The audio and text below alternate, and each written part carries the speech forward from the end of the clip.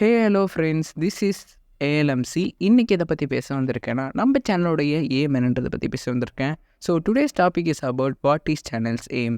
This is day 4 of ஏஎல்எம்சிஸ் biography.